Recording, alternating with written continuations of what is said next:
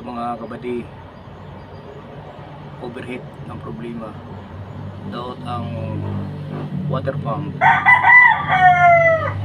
nagawas ang tubig sa water pump sa makina na F6E Suzuki. Kung yung water pump ba di sa F6E Scrum engine Suzuki, overheat ang trouble kay daot ang water pump, sira ang water pump, badi nagaliking ang tubig sa iyang water pump.